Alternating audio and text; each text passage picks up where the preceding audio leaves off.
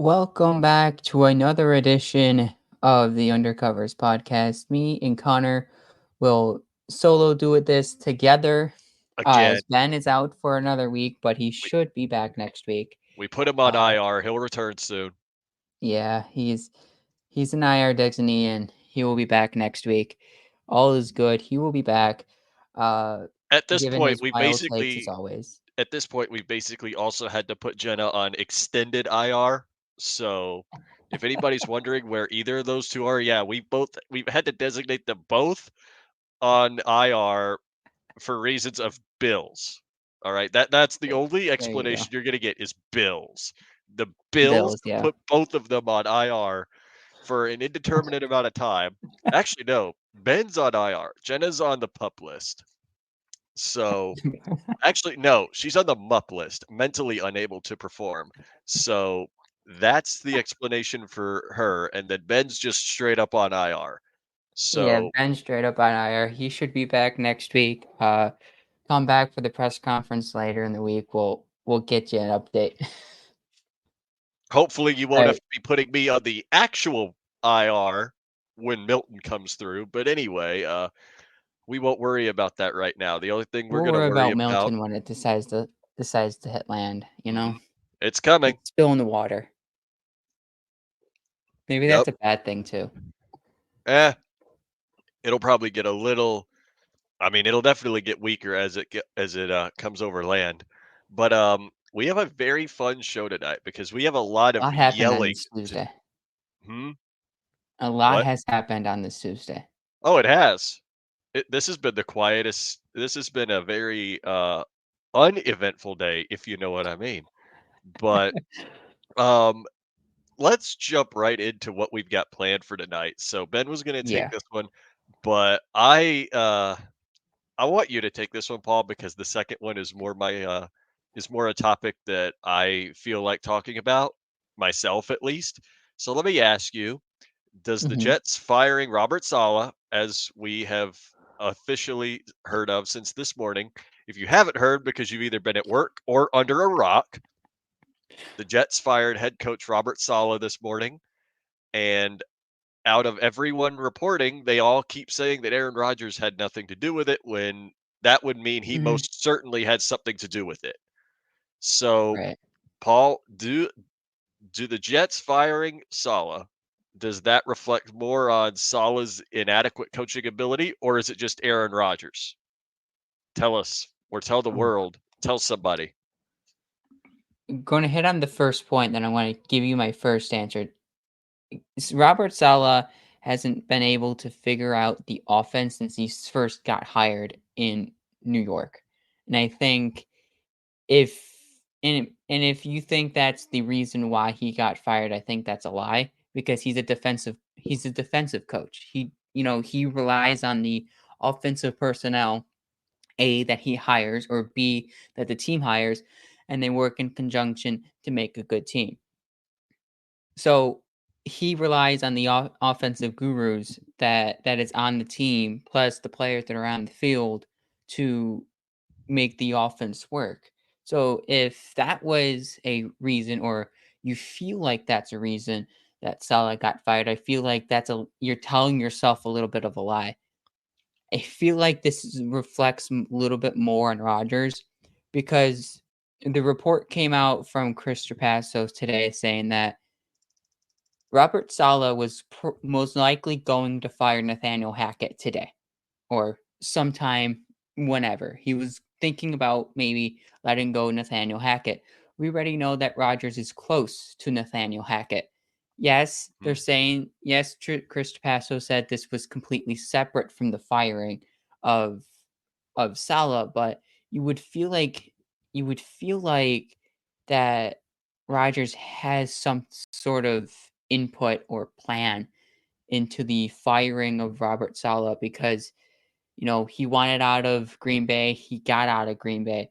Then he recruited Nathaniel Hackett, his old offensive coordinator over in Green Bay. He brought him to New York. Robert Saleh said the report came out that Robert Saleh was going to go and fire Nathaniel Hackett. If Robert Saleh didn't get fired, and he fired Nathaniel Hackett. What you saw week 2 against the New England Patriots, the little kerfuffle that they had after a play, that all gave us the sign or the feeling that Saleh could be fired.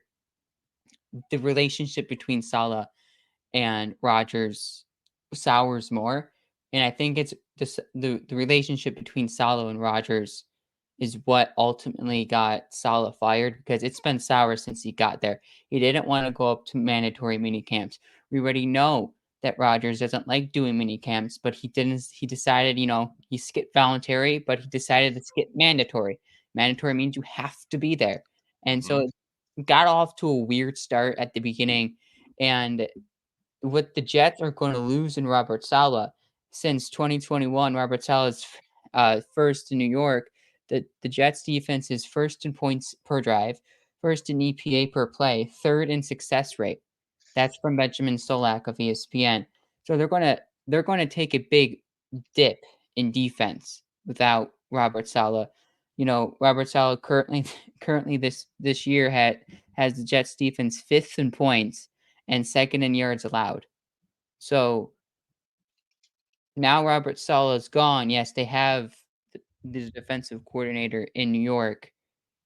It brings a big hole to that defense that seemed to work well, but Robert Saleh got fired most likely because the inability to get this offense going, which isn't his expertise. Mhm.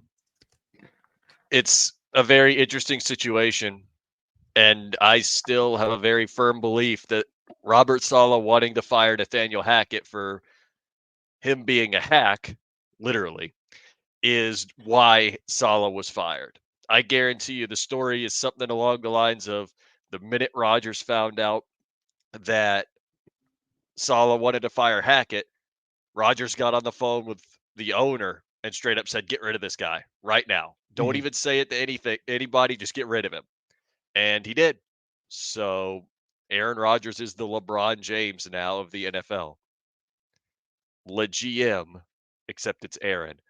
But He's coach slash GM slash player. literally.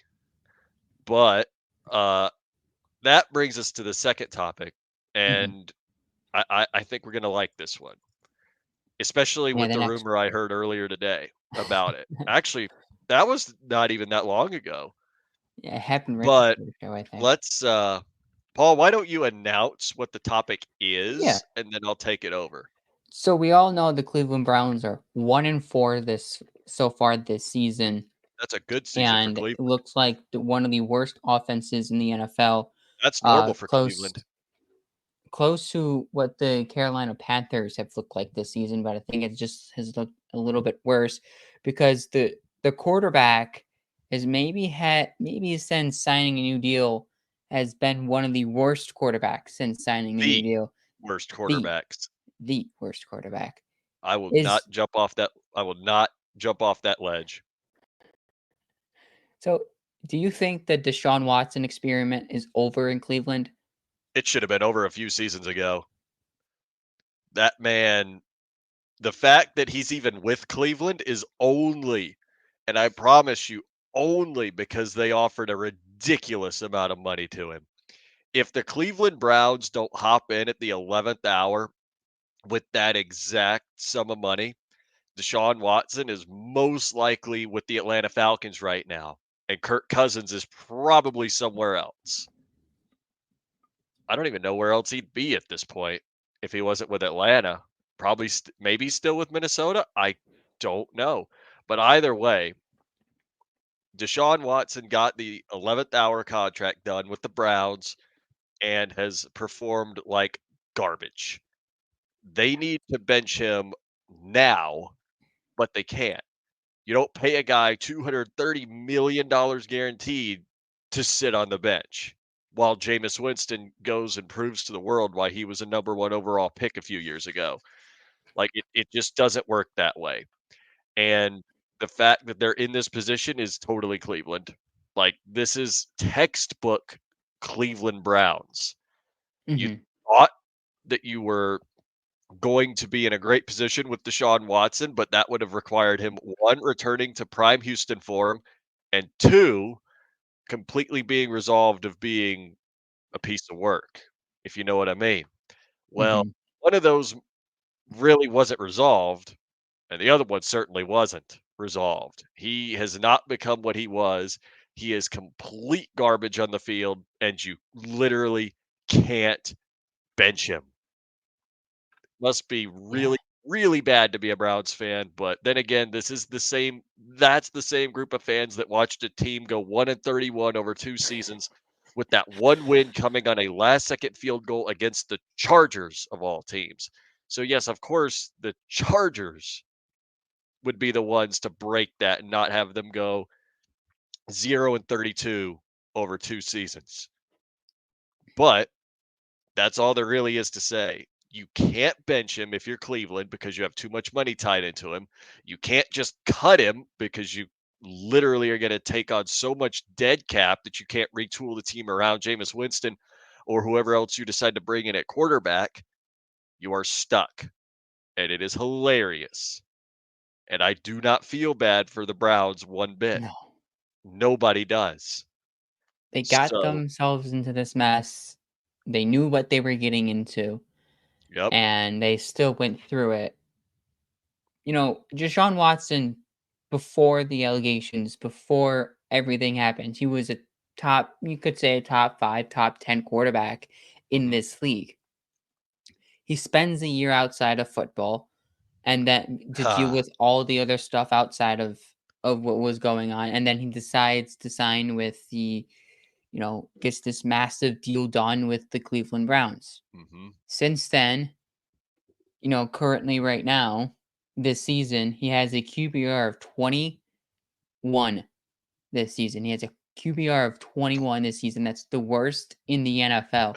And he had a QBR this weekend of 8.5 against the Commanders. You know Like what? this, You know what? he's I'm gonna he's say it. playing like he's a third string backup QB right now. I'm gonna say it.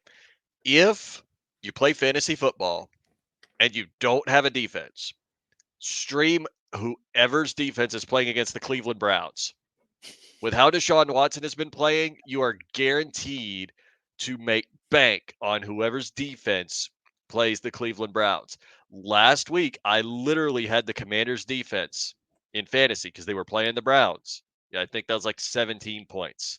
Free points because Deshaun Watson has a worse QBR than if you lined up in the huddle, snapped the ball, and spiked it into the ground on every play. If you do that Yeah. on baseline, I think the QBR for that's like a 43. If you just spike the ball every single snap, this man is doing worse than that. So I feel bad for the Cleveland Browns fans that didn't want Deshaun because I know there's plenty of Yeah. them that didn't want Deshaun Watson. And yeah, this is definitely a very bad and unfortunate situation. Mhm.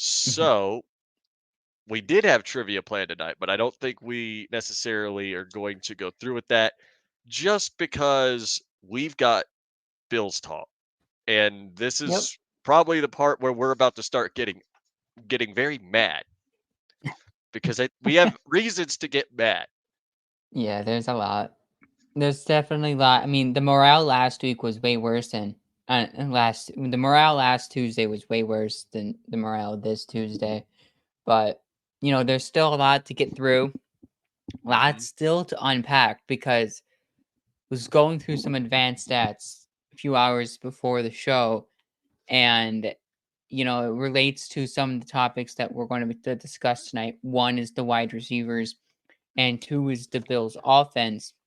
But we're going to really go into this game first against the Texans because the Uh, Bills were at once down 20. They were once down 17 points. They clawed back and tied it at 20. They would lose. They would go on to lose on a game-winning field goal by Kaimi Fairbairn, 59 yards, and that was to the expense of the Sean McDermott, not this, and the mindless play calling of throwing it 3 straight times inside your own 5, allowed a bad punt by Sam Martin, a 13-yard return by Robert Woods to get, CJ Stroud and company able to be able to get into field goal range. But let's discuss this because we know the Bills' offense has been bad, and we know McDermott's late game decision making has also been bad. Bad. Just bad? Are Who we really gonna go with just or bad? worse, or worse, bad, worse, whatever. It just doesn't Yeah, it doesn't pan out in the big horrifyingly moments. horrifyingly disgusting. Yeah, That's what we that could put it that is. way. So It who is even at more it fault needs for an Sunday's adjective. loss? So who's Oh more boy. fault for Sunday's loss? Joe Brady's offense or Sean McDermott's late game decisions? Everyone.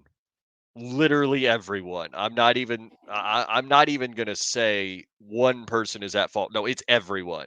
Josh Allen played like complete garbage. That's probably the worst game I've ever seen him play ever. I think he went 9 It was for really bad. 30. It Not was he 9 threw for the ball 30. 30 times and completed 9 passes. That's something you expect. I'm not gonna say that. I'm not gonna say that. That's something you would expect out of Bryce Young. Okay? That's how bad that was. Like, that was Oh, bad. Nobody was helping him, and nobody was helping him either. Nobody was getting open. You could not Joe Brady could not get anybody open. Dalton Kincaid, non-existent. Keon Coleman, save for pretty much one great play, non-existent. Curtis Samuel, why did we sign him? What has he done?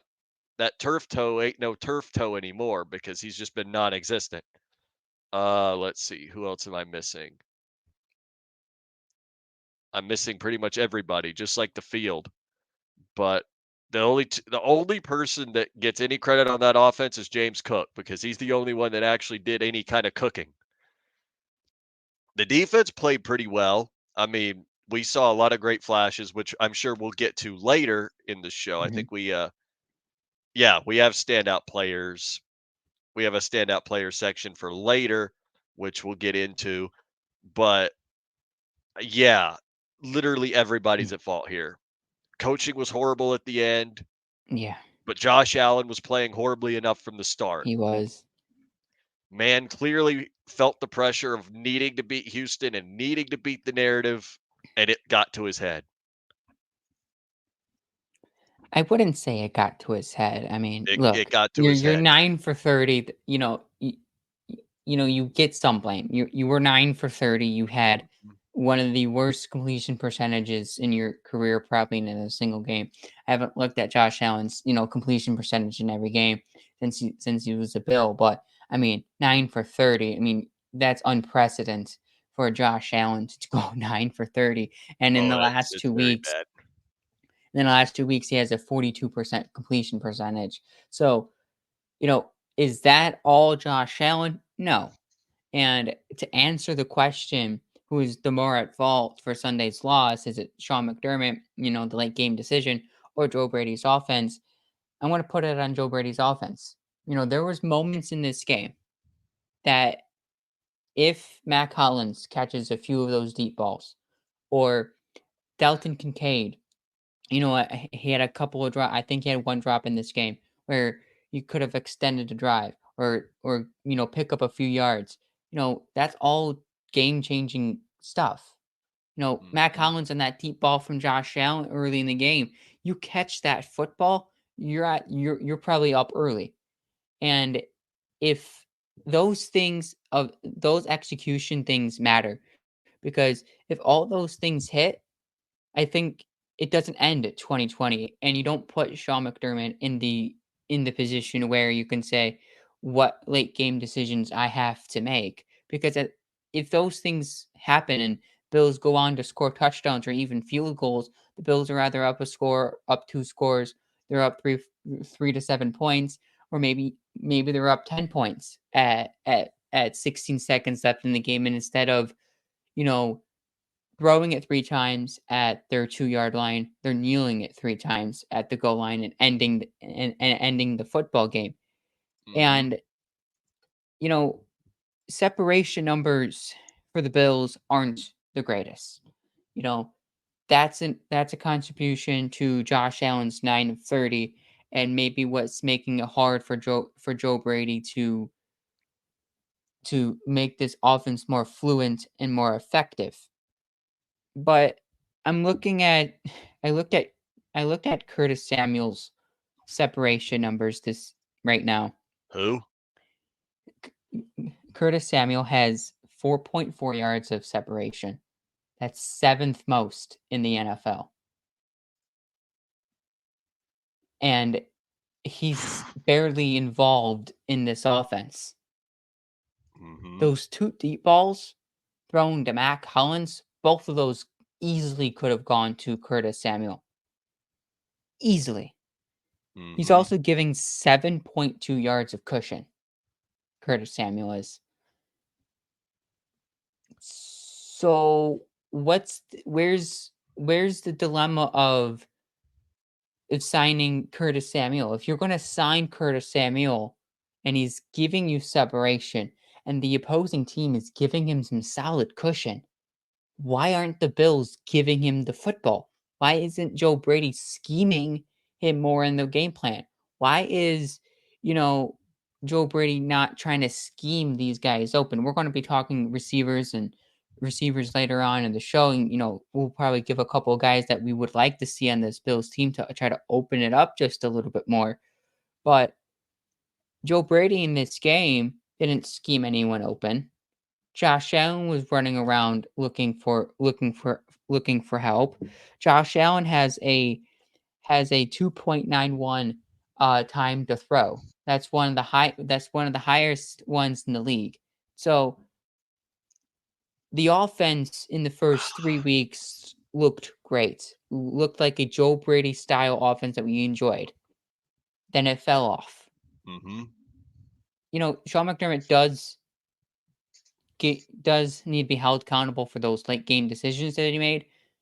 But Joe Brady, I feel like, is more at fault for this than Sean McDermott at this point. For sure. I mean, Sean McDermott should have still stepped in and told Joe Brady, "Are you out of your mind? We are Absolutely. not passing the We'll ball play for 3 overtime." times in the back of our own end zone to try to get, the game is tied. Literally milk the clock, make the Texans use all their timeouts and try to get Tyler Bass in field goal range once they've used all of their timeouts. Don't just throw the ball 3 times from the back of your own end zone and have the Texans placed right in prime position to kick their own field goal to win the game. I mean, if the fact that I can tell you that, and I don't play football, nor do I have any vested interest in actually being a commentator / coach for football. I am a racing fan first. That's a bad sign. Like if the racing guy can tell you that you called a bad game from sitting in his chair in the exact same place that I was when we called the game on Sunday, at least the first half, that's a bad sign. That's a very bad sign. Like why would you do that? Why would you throw the ball 3 times? You were banking that Josh Allen was going to put on the cape when he hadn't had anything close to the cape on all day. You thought he was Superman, but in fact, the kryptonite was hitting him right in the face. So that's totally on Joe Brady. That's on Joe Brady for making that call. And it's also on Sean McDermott for not stepping in and stopping him from doing that in the first place and calling the plays himself. To be completely honest, that's also on Josh Allen too for not going, is this guy dumb? Is this guy out of his mind and calling the plays himself? A lot of times you'll see that out of quarterbacks. If the offensive coordinator is not calling a good game, they just call the games themselves. Funny enough, the guy I always compare Josh Allen to right now, a better version of prime Ben Roethlisberger. Ben Roethlisberger would do that in the pretty sure, 2016, 17, even 2018.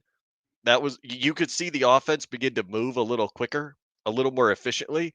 Everybody knew at that point that Ben just told the offensive coordinator, whether it was Todd Haley, Randy Fichtner, whoever it was, he told him to shut up and started calling plays on his own. That's what Josh Allen needs to start doing. If Joe Brady starts making dumb decisions and Sean McDermott's not stopping him, tell him to shut up and start calling the plays himself. Like, that's what he's got to do. Yeah, Start calling the plays absolutely. yourself. And if it's bad enough to Don't where he has disagree. to do it consistently, that's when you fire Joe Brady and go find somebody else. But that's the best you'll get out of me when it comes to fire somebody. And it takes a lot to get me to say fire somebody. I'm not saying fire anybody right now. I know Mhm. everybody's talking about fire Sean McDermott. All right, well, who are you going to replace him with right now? Because it's certainly not going to be the same guy that's calling this offense. And it certainly ain't going to I be know. Bobby Babich right now because I don't really, still he's a new coordinator as well. And you can't just go pull Ben Johnson from somewhere. And you can't just call in Bill Belichick because I doubt he'd want to do this job either.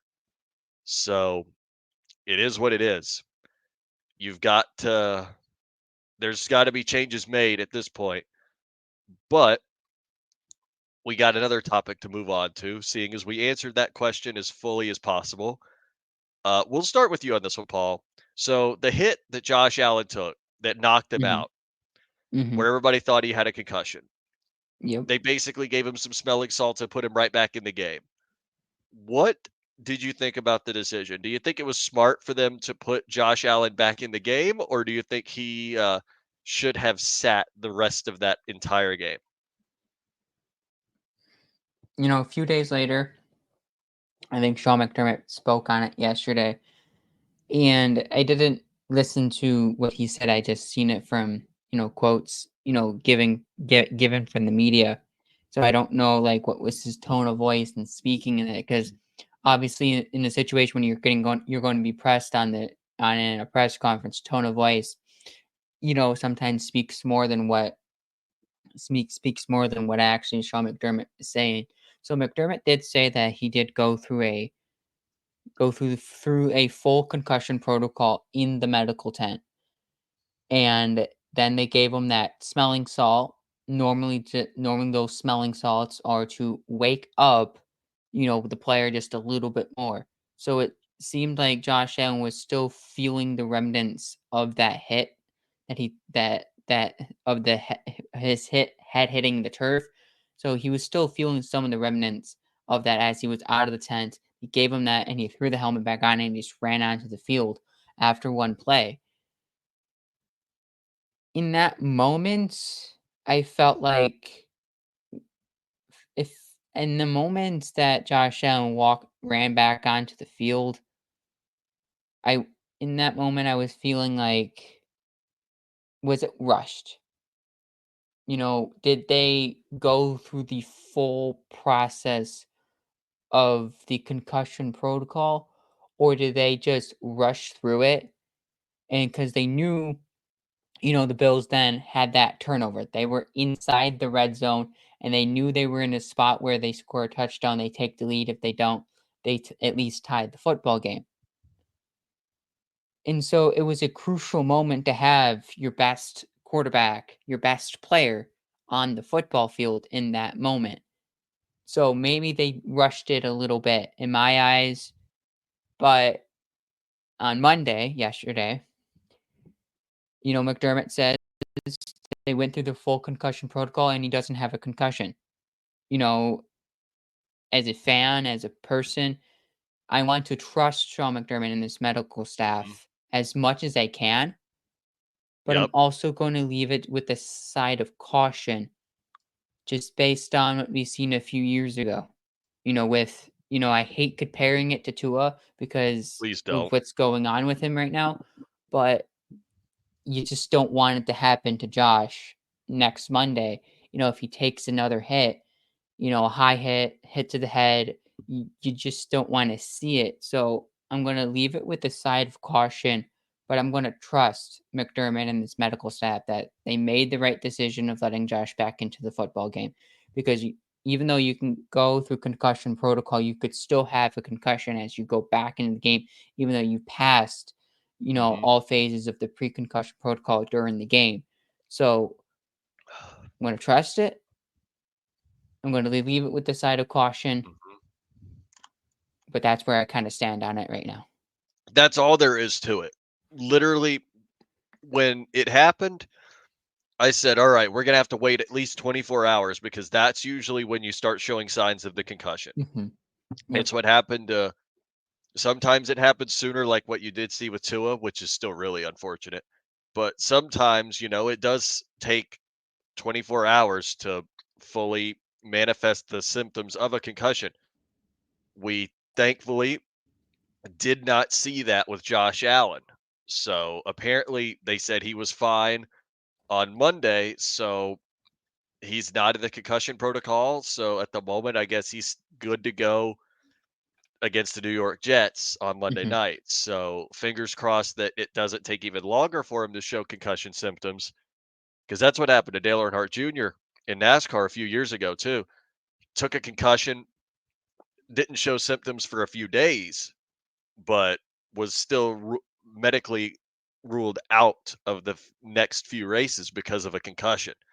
So I just Mhm. hope that that's not the case with Josh Allen, where he's fine for now, and then like on Wednesday or Thursday, then he starts showing the concussion symptoms. Then he has to go in the protocol like Taylor Rapp is right now, and then is unable to play.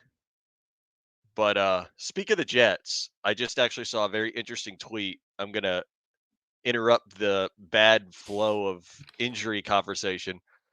So, according to this tweet, supposedly Saleh was never going to fire Nathaniel Hackett. They were going to demote his game day responsibilities this week against the Bills. He made the decision to give play calling to Todd Downing because of the continued issues on offense. He made the decision this morning. 5 minutes later, he was called into the office and fired. So, what does that tell you? That's a little fishy. Yeah, he was going to demote Hackett. He wasn't going to fire Nathaniel Hackett. He was just going to demote him to let Todd Downing call the plays. And all of a sudden, he gets fired. And apparently, according to the Jets' initial press conference with interim head coach Jeff Ulbrich, he's going to probably wind up doing the same thing. So So then what was the that's entire that's interesting. Salah firing for? I don't really Well, get it either. He was the only bad job he was doing was not firing Nathaniel Hackett. The defense was playing great all season. It was just the offense because surprise, surprise, who would have thought a guy well past his prime wasn't going to play like his prime? Who would have thought? Shocker, right? But I mean, Woody that Johnson didn't really give a reason why they fired him. They just said they, they fired him couldn't and straight yeah, they couldn't say Aaron Rodgers called me and said fire him. So they had to say something to cover themselves. So that's what they came up with. But anyway, I kind of want to start this one because I have a very level-headed take on the next topic.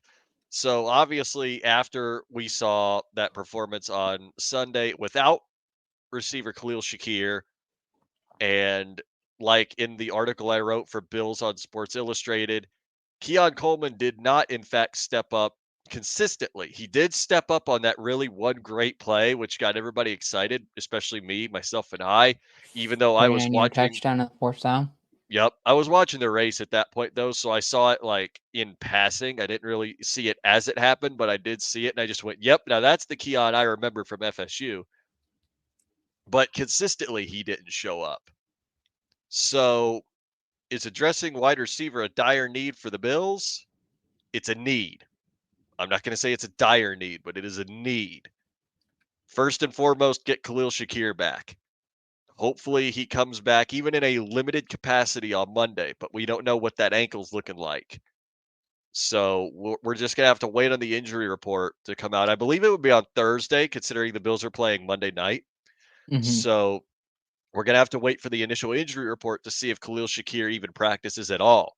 I'd say if he doesn't practice, he's probably not coming back. So the thing is, get Shakir back, and your wide receiver one spot is already secured. As for getting someone in free agency, everybody's talking about Devontae Adams.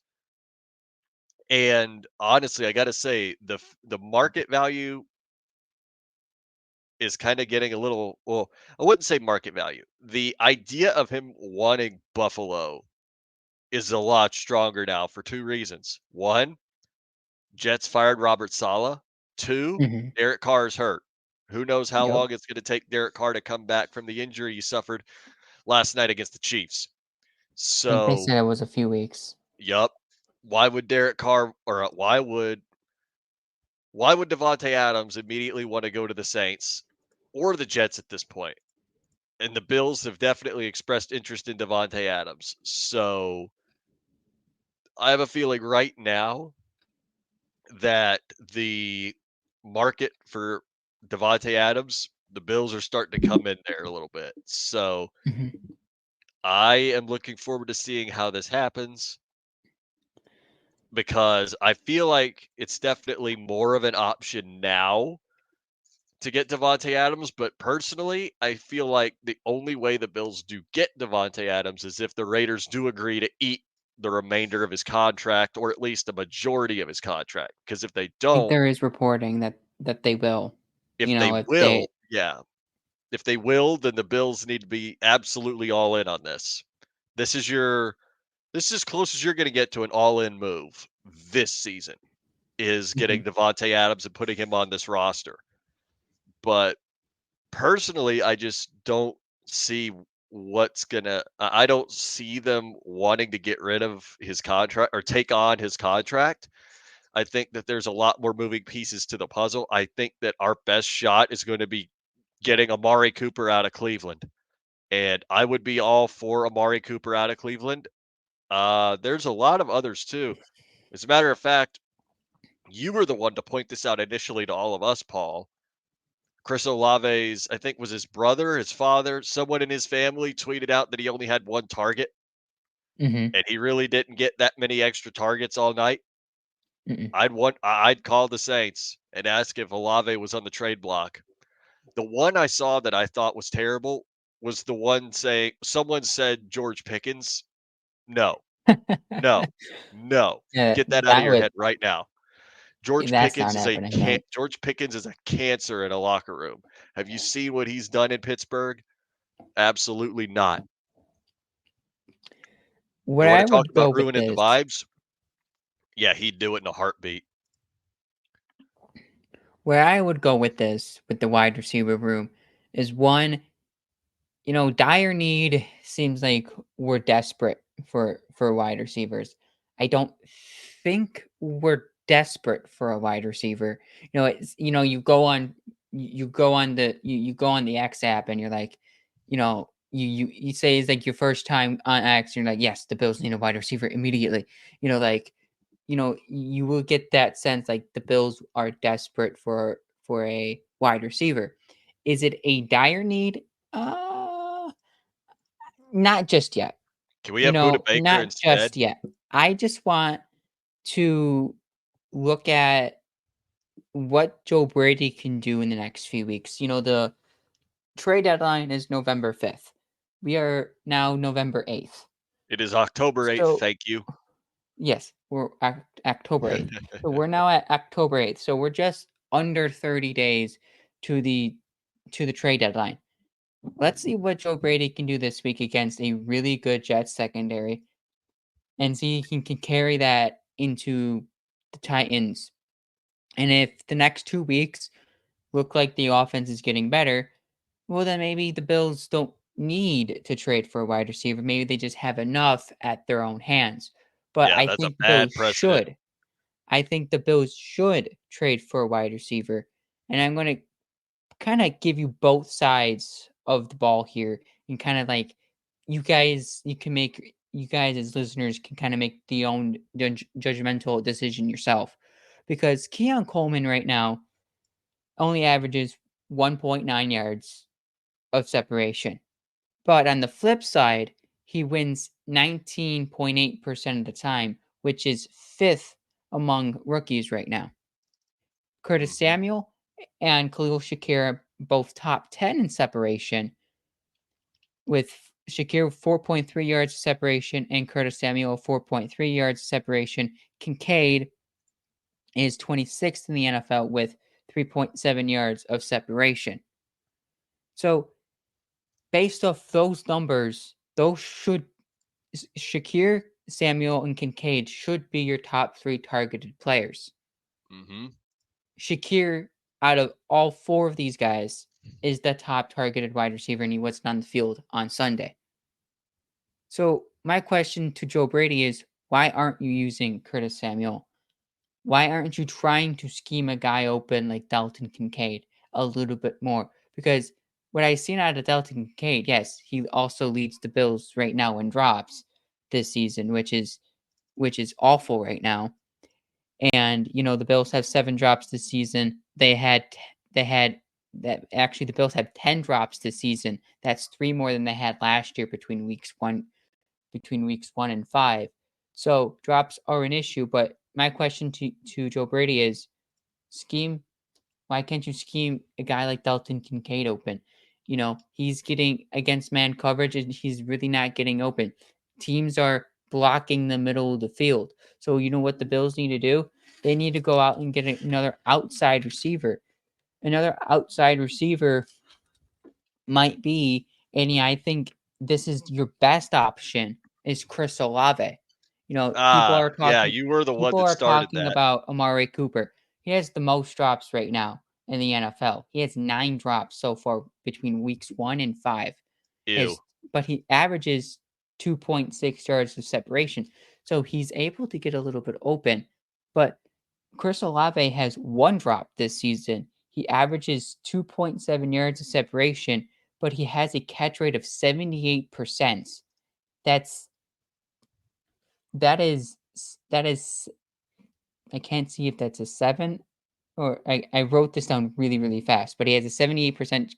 That is 12th highest in the NFL.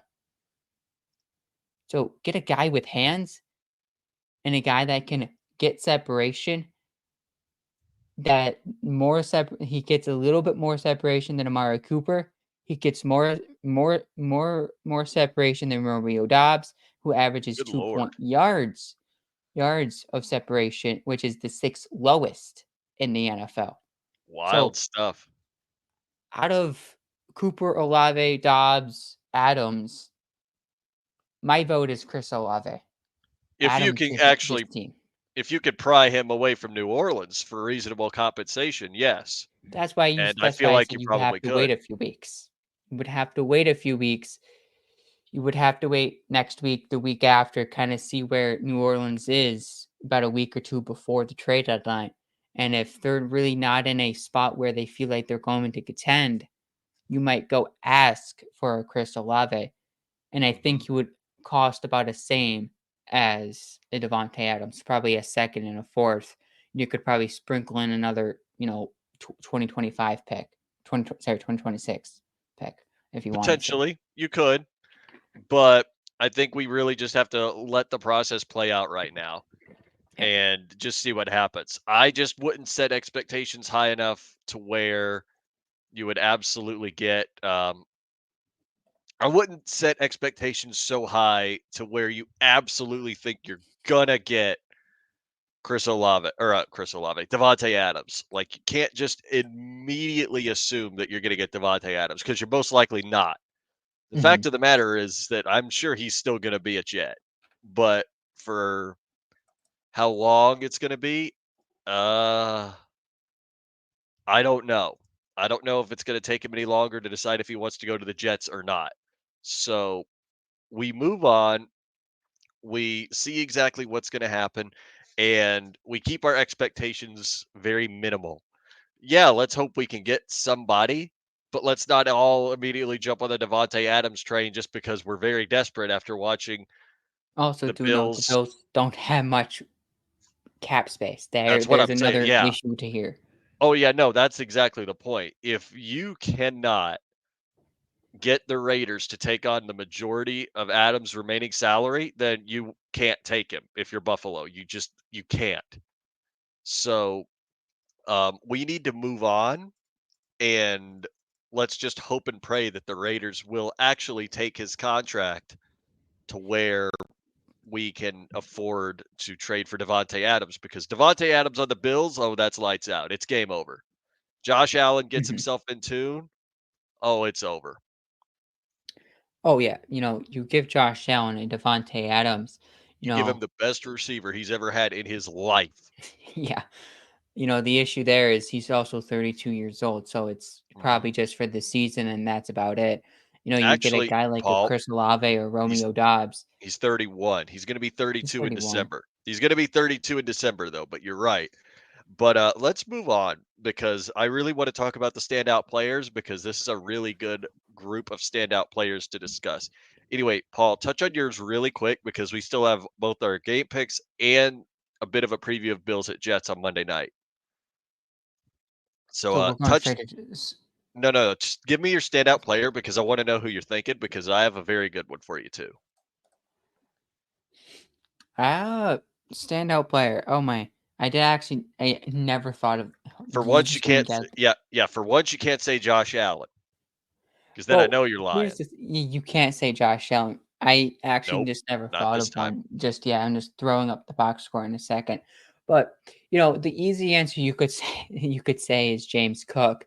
Yeah, Uh, the only one on offense that actually is deserving of any kind of standout player recognition.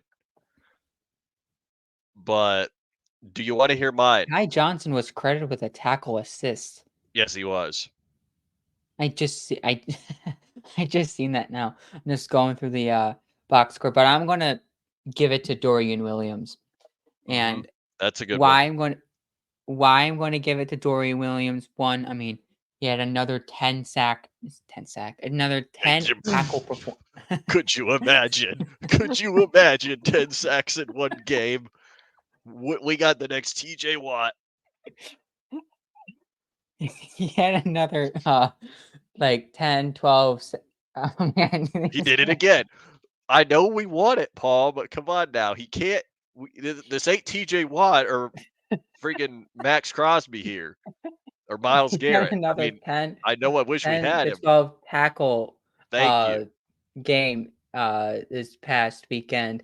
He also forced the fumble that got the Bills into tying into position to tie the football game at 20 apiece, or in a possible chance of the Bills scoring a touchdown inside the 15 of Houston.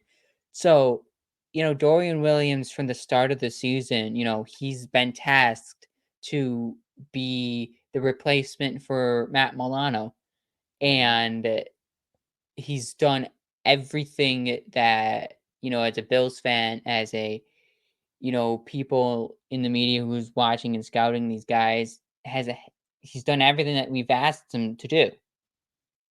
He's done everything that I've asked him to do since Matt Yeah, Milano has be gone useful. down. Yep. Yeah, be useful, but he's been more than that. He's been a Mhm. difference maker on the football field.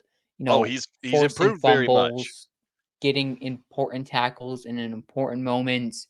So, he's also just a straight on ball hawk as well. Mhm. You just see him everywhere on the football field. Yep. Yes, sometimes in coverage isn't the best, but when he's called on in the big moment, he doesn't shy away and he steps up. Mhm. So listen. To your point on Dorian Williams, 9 tackles in week 1, 10 tackles in week 2, 11 in week 3, 12 tackles in week 4 and 5 each, 1 forced fumble, 2 fumble recoveries. The only thing missing from Dorian Williams' resume right now is an interception. And man, on Monday night, I would love to see it. He's been playing really, really well to start, and I think his ceiling can only get higher. But um, you want to hear my standout player? That Yeah, is Dwayne go for it. Carter. Oh. Dwayne Carter, for a rookie, played a very outstanding game. A Mhm. lot of rookies on this team played really, really well Yes. Mhm. despite the loss.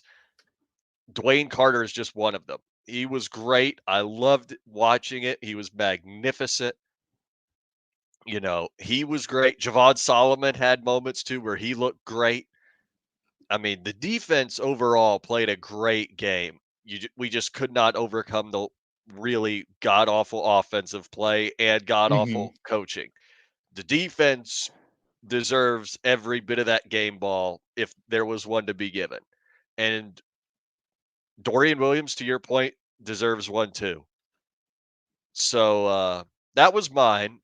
Let's go ahead and just quickly move on to the Bills at Jets sneak peek, and then get to our I'm game going to picks give a because sneaky one here.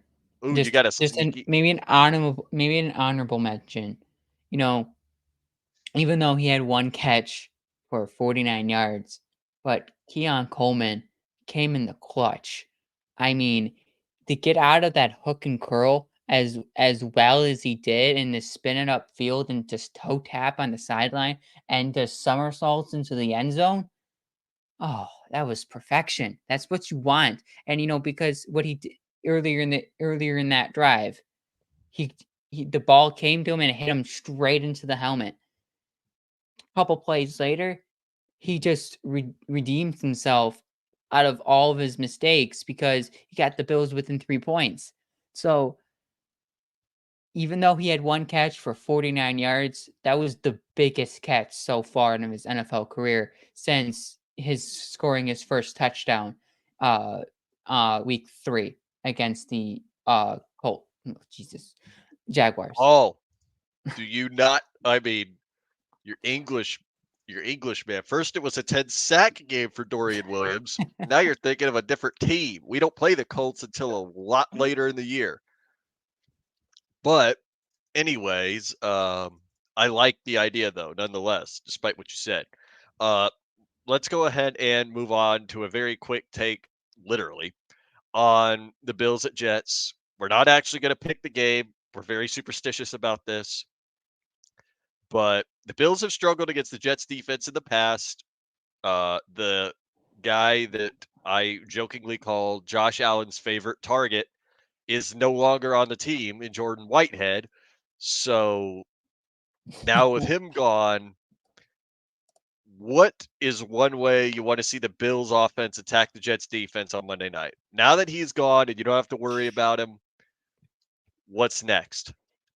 What do you What's do? next? How do What do we you do? get back? How do you get back on track on offense against the Jets? A very One, stout you hope Khalil defense. Shakir plays. Now that's Yeah, that's first a and big one. foremost. You hope That's a big one. Khalil Shakir can play. 80% of Khalil Shakir is better than 0% of Khalil Shakir. So he can get onto the field, let him get onto the field. And I think because we're at this point of the season where, we're in the second week of October. Injuries Mhm. are going to happen. So you're at the point you're 3-2. You're going to be in a dogfight for the division. So if you can get onto the field against a divisional opponent, even though you're Yep. 80%, 85%, you're on the field and you're just going to tough it out throughout the Mhm. most of the game. So if Khalil Shakir can get onto the field, great, and it opens up the Bills' offense in this game. What I want to see out of the Bills and how they should attack, I want to see Joe Brady attack this defense with pushing the football down the field just a little bit more. You know, Mhm. yes, the short passing game can work, but can only work for a certain period of time. And I Well, we think that's needed more what of that. We needed more of that last week against Houston. right. We did not So have nearly enough focus on the short passing game. Every time Josh Allen threw the ball, it was go deep, and it didn't right, work. and last week it looked like Ken Dorsey was throwing up the Oh game dear plan God, last week because it Ken felt like it was Dorsey. four verticals almost every game, every snap. That wasn't So Ken how I want Dorsey. to That was see the Matt Bills Canada. attack, because here's the thing, defenses are going to attack the Bills short passing game and they're going to want the Bills to throw over top. Mhm. So use play action for that because I think James Cook will cook this weekend because he's done that for the first 5 weeks of the season. So, Let him cook. what I don't believe that he's gonna have a stinker yet. So, I think he's gonna have a good game against the Jets. That opens the play action, and I'm pounding the table for play action because if the Texans wanted to take away the Bills' short passing games, I know the Jets for sure are going to try to take away the Bills' short passing game. So you get James Cook going, opens up play action. The Bills can use any whoever they want down the field. Hopefully it's Samuel, but Yeah, hopefully it's yeah. We Samuel all hope. and Keon downfield. Both of them have Goat. somewhat reliable hands catching some of these deep balls it should be a fun game to watch for the Bills offense, but Hmm. also a little worried on how, it also depends on if Sauce is going to play because when he got his You mean the concussion, hold merchant? We'll be the fine. whole merch. The hold Yeah. merchant will be fine. They actually finally know how to call his holds, so we're fine. That's good. Okay. So I agree with everything you've said. I absolutely think that they need to get James Cook going because the tenets that I've always learned in football is that to be a great team, you really need to stop the run. You need to Mhm. pound the run and stop the run. That was an old Stiller saying, as a matter of fact, by Mike Tomlin himself. So get James Cook going to open up the passing lanes. And once you get James Cook going and the passing lanes open up, if Khalil Shakir plays, then absolutely you get him involved in these passing lanes. But you also need to 100% take advantage of Keon Coleman, take advantage of his contested catch ability that we've been preaching on for decades in the red zone, He only has one especially red in the zone red target. zone. So there is one other thing, and this is literally me trying to manifest this into existence. But let's get Devontae Adams involved immediately in the offense against the Jets. Let's just take a few shots deep right away to set the tone. Make sure that we let the world know that the Buffalo Bills are about to be a serious threat with Devontae Adams. But that is just me simply manifesting. But let's go ahead and move on to the game picks. We have a very fun set of matches to Yes. preview, We and also we're have two running out of bonus time here. picks today. Oh, We we have have two six. bonus picks this time. We have 8 total picks today. They're all going to, well, I don't have Ben's pick, so I don't not 100% sure they're going to count toward our record this week. But if Oh Ben does no. submit his picks, it will go against the record because Connor, you're now at 14. I think that's Ben. Should be at 14-7. Ben's at 14-7. He improved his record this week Oh to. so oh so I'm not I'm the gonna one have at to. 14-7. I don't think so. I'm actually Oh, gonna go back and you made me sad. I thought I was actually because cooking. Ben had a 5-0 week last week. Good lord. Well, And you had a 4-1 week. we all know Ben knows ball. Yeah, and I went 3-2. Nice. So at least all three of us won, unlike the Bills. But let's go ahead and get on to these game picks because we got some All good right, the ones, and first then you one. had two bonus ones. The first one is Seattle hosting the San Francisco 49ers on Thursday Night Football. This is an interesting matchup because the 49ers Fake? are coming Oh, off I'm a kidding. close win. Seattle's also What do you coming mean in. Wait, close win? so I'm at a Didn't they close loss. I'm at a lose? close loss. Both of them lost this weekend. So what do you think? Ha ha, Seattle. Caden will find me later. But no. What I think about this one is San Francisco is dealing with a lot of key injuries right now. The only thing that's couldn't be worse for them is if Brock Purdy gets hurt, which he did at one point, but now he's not. So, the question now is, I think Seattle is gonna do it. I think they're gonna beat San Francisco. So that's gonna be literally that's my pick. I think San Francisco is just too injured right now to really contend. I actually think Seattle can win this game as long as they've got enough of their players, actually, you know, coming back. Like Kenneth Walker, he'll be on the field. Zach Charbonnet, they're going to be just fine. DK Metcalf, I mean, they're healthier. That's why I think Seattle's going to win the game. They're healthier. So go ahead and write that down. I did. This is a Okay, tough one good. because I feel like both teams lost, you know, maybe when they shouldn't have.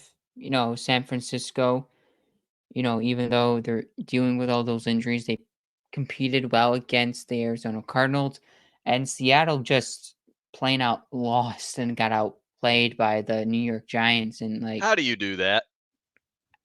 how How do do you you do get that against outplayed the? by Daniel Jones And, without Malik Neighbors? now is going to be interesting to see which team has the most fire under their belt. Mhm. And I think that might be Seattle here because they get thoroughly outplayed by by the Giants, so I think they're going to try to redeem themselves. They're at home.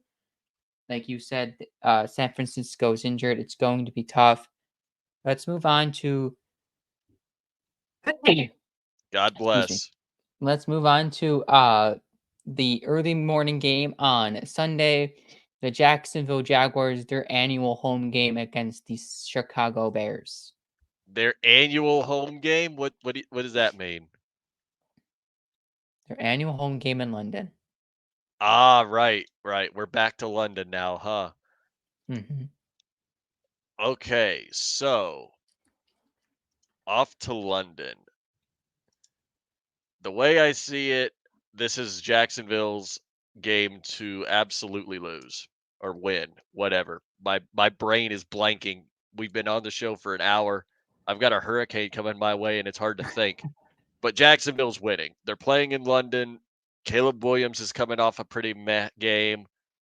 I literally just I don't see it happening for Chicago. I think Jacksonville takes this one. In London, they generally play a whole lot better. And this is the start of their 2 games, I believe, correct? In London? Is it? They I I believe don't they think they got play 2 games. yeah, I I don't think believe they they get 2 played 2 games in straight. London this year. Do they not? I thought they did. But either way, they play better in London, so I'm taking the Jags.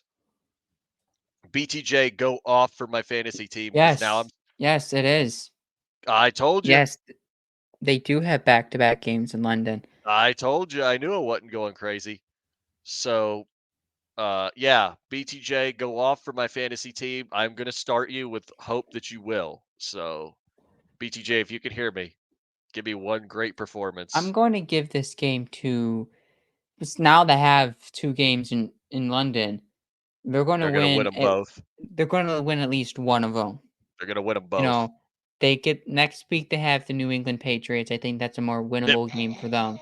So, I'm going to give this week to the Chicago Bears. I mean, the You're Chicago lost, Bears, Paul. even though they played the Panthers last week, they looked really good last week.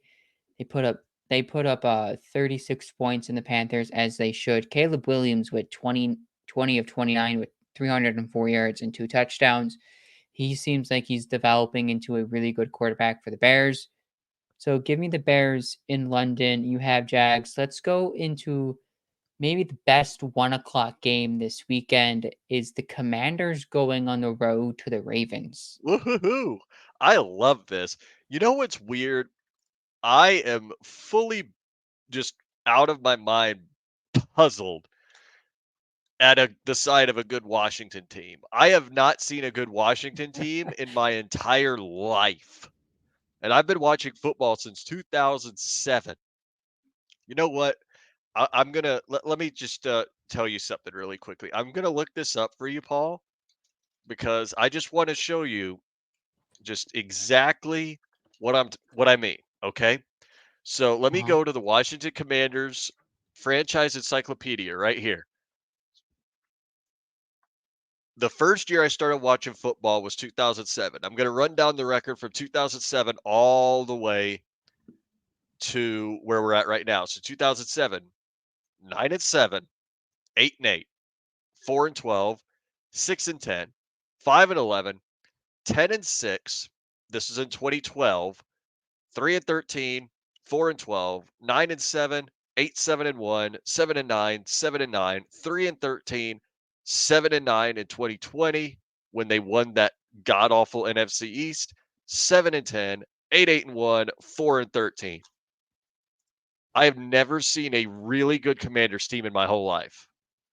10-6 was No. just a very meh Commanders team. They weren't that good, but they still managed to get to the playoffs even though they lost in the wild card. But Who do they win this weekend? I want to say they do, but at the same time, this is a really tough Baltimore defense. I actually think the Ravens are going to win this game because I just think that their defense is just going to absolutely destroy Jaden Daniels. I don't know how this game's going to go. I feel like you could coin flip this game and you're going to get the same result. So I am know going that to go CBS ahead. did protect this game to keep it a 1 o'clock game because a lot of the primetime there was speculation that this game could have been early flex to a primetime game, but CBS said absolutely not. We want this 1 o'clock on our network, and hopefully most of the nation can get to see this game because it is a marquee 1 o'clock game. Give me the Mhm. Washington Commanders in this game. You I know, like the idea. they they have a 4-1 team right now. They Mhm. have Jaden Daniels, who could be the next rookie. Maybe the next rookie MVP since Jim Brown, if he That's continues bold. on the trajectory of what he's doing this season because he's having an outstanding rookie season. So give I me will the give you that. the Washington Commanders over the Ravens. Even though the Ravens are favored by only a point in this game, it still would be a massive upset if the Commanders do beat the Ravens. Oh, I think it's going to be a bold take for sure right there if you're taking the Commanders, but I definitely for the purpose of conferences, yeah, I'd like to see that happen, but I don't think it will. But anyway, we got more to go, so let's move on. All right. What's the next one's going to be really good. I believe this The next one. next one is also another 1 o'clock game. You got Is a lot of it one this the o'clocks. get right game for the Green Bay Packers as they host the Arizona Cardinals? No, absolutely not. Arizona's So going to have their way with them. I'm taking the Cardinals. Full stop. I don't know. My Green Bay fetish is interesting here because It is. it's hard because I don't know what the full state of Jordan Love is right now, and the Green Bay just hasn't looked like the same Green Bay as last year. Arizona seems like they have a pretty good defense and a really good team offensively, but I think I'm going to go with Green Bay in this game. They're going to get right. They have to get right. They're sitting in a very competitive NFC North. If they're going to compete in the NFC North or in the Mhm. NFC, they're going to have to win this football game. Let's go on to the next one. Tampa Bay has already left for their game against New Orleans because of Hurricane Milton. So they're Mhm. already on their way to New Orleans. It's Tampa Bay and New Orleans. Who you got? Well, I got Tampa Bay, and this isn't just because local Tampa Bay team or a local Florida team. No, Derek Carr is going to be out for quite a while, a Yeah. few weeks at best. So I definitely believe that we are for sure going to see a Tampa Bay win. They're just going to lengthen their lead in the division, and yeah, that's all there really is to say. Tampa Bay is going to win the game. We are the crew. Yeah. Do note that when I was making these game picks, this was before that was This before New Orleans decided to announce that Derek Carr was going to be out for quite a while. So they had to that's put why I they would had to go put the also car in the Tampa shop. Bay. I'll also go Tampa Bay, but don't sleep on New Orleans right now. Even though that they had that injury at quarterback, Tampa Bay having to leave early because of a hurricane, they don't get the same training schedule as they would at home. So keep that in mind. The last pick on the slate is Detroit at Dallas. 425 on the Fox networks. Who do Dear you got? God, Jared Goff and Dak Prescott dueling it out. Jared Goff, No further Jared Goff. explanation? Okay. No further explanation needed. You saw how the Cowboys played against the Steelers defense on Sunday night?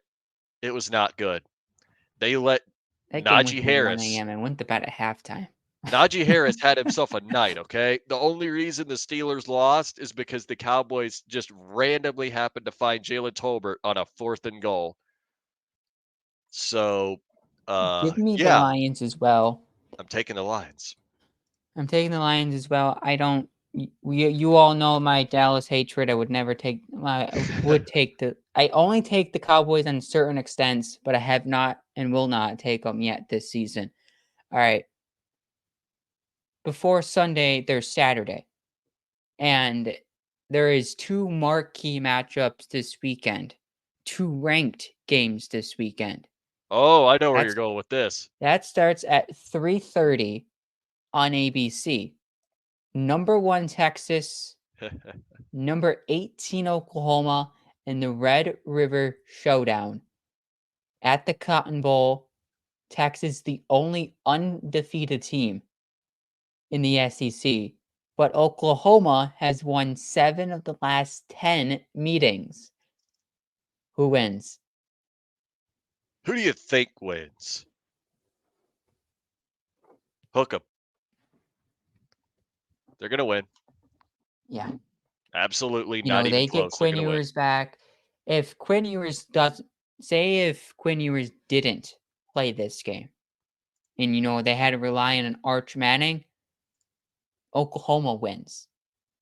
But Yeah. they get Quinn Ewers back with Isaiah Bond and that offense, how it looked all together. It was probably one of the best offenses in all college football, one of the best offenses in the SEC, and they had probably one of the better defenses in the SEC.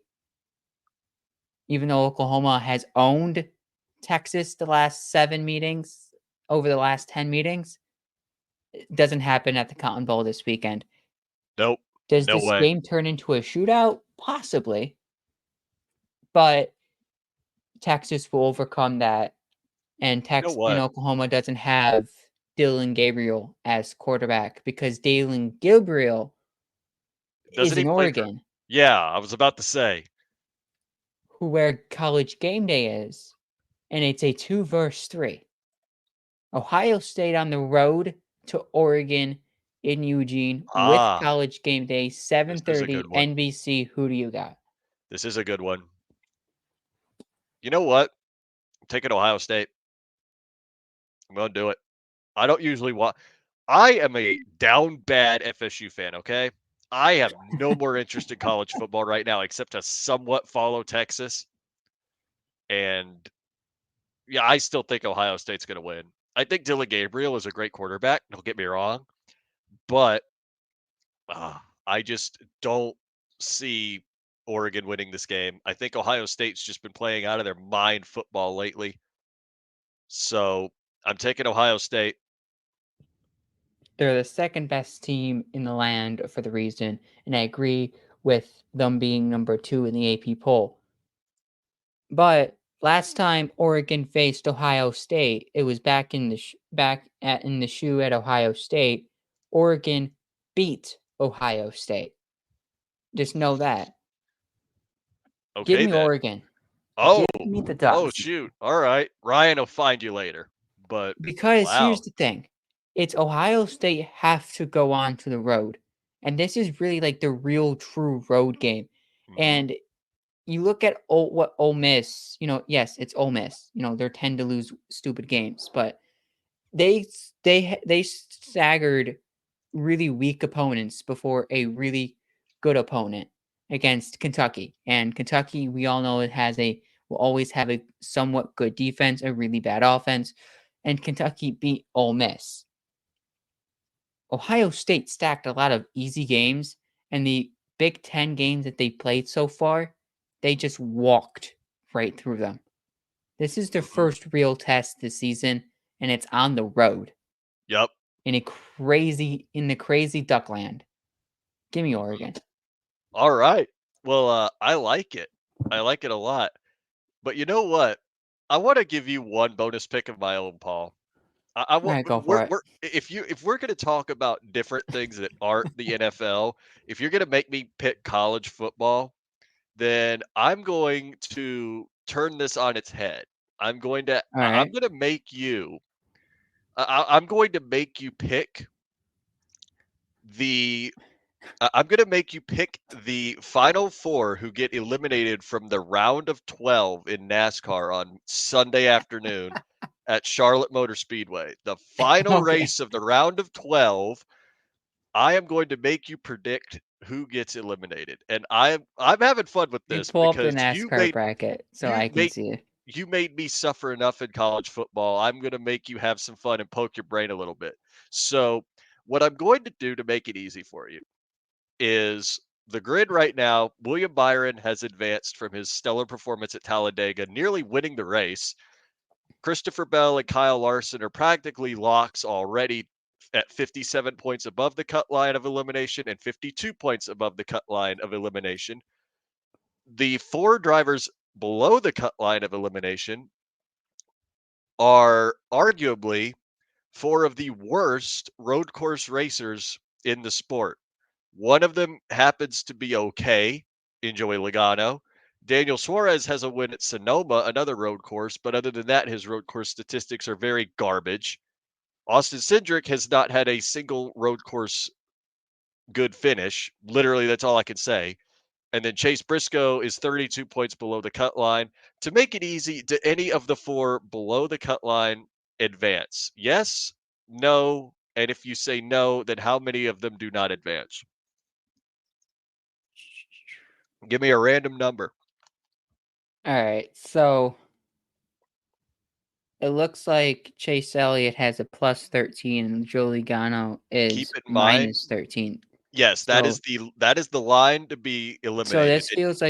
this feels like a March Madness type feel 8 versus 9 where the 9 normally advances. You know, he has the better could have a better chance of advancing over the 8.